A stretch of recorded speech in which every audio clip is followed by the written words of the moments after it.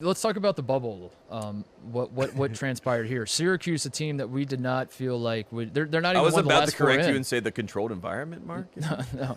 Syracuse wasn't even one of the last four in. Nope. We weren't certain that they were going to make the tournament, and they not only. But made Lenardi was. Lenardi had him locked in, so he kind of will give him his shout out because a lot of times people would like to throw shade at him. So he gets Syracuse in, and then you look at Louisville. Louisville's a team that was hurt by COVID. You know, Clark Kellogg mentioned that and said, you know, it sucks for a team like that to have to deal with this situation, but.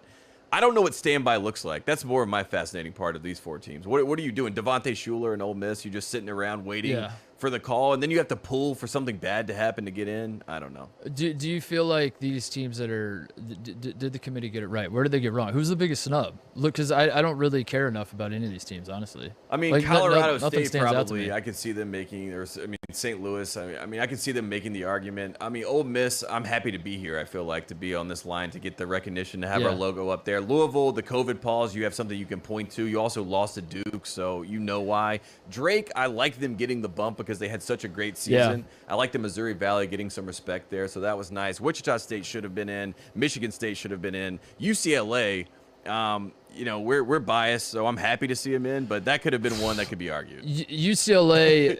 That would probably be the one I fell look off a to. cliff. Drake and UCLA, if I'm one of these four teams, I'm looking at and saying, that could have been us, or that should have been us. UCLA fell off an absolute cliff down the stretch, and look, they lose Chris Smith. There were reasons behind it. Mick Cronin did a great job with his team. I think they overexceeded expectations at some level. So to be in the tournament's a win for UCLA. Yeah, I would agree. But the fact that those two teams play each other, Michigan State, UCLA, in a play-in game, it's insane. I'll say this: it's taken me a while. I'm readjusting to bracket and fleshing out matchups and all that kind of stuff because it's been 2 years. It's been a long time. One thing I'm back in the saddle immediately on is I don't care about the bubble. It's like every year the bubble, they show this stuff, and like Louisville fans are gonna be mad, Colorado State fans are gonna be mad. If you're on the bubble, you suck and you shouldn't be in the tournament. I don't care. I don't care. And let's be honest, figure it out. Is there any fan base out there that is like held on to the idea that they were the first four out? Yeah, you know what I mean? Like we were supposed to be in the tournament. And I know, did you see the graphic? I know teams have played in the play-in game and gone on to the Final Four. Yes. I know his stuff actually matters, but I'm saying if it doesn't matter at the same time. It's like if you're splitting hairs with a bunch of garbage teams at this point, and I don't know. I've never cared about that. I've never. What are you looking at? I'm just like, I'm observing the bracket, just like kind of thinking about who could have been in if there was any bigger snubs. But I mean, I feel like Louisville's probably the most upset today.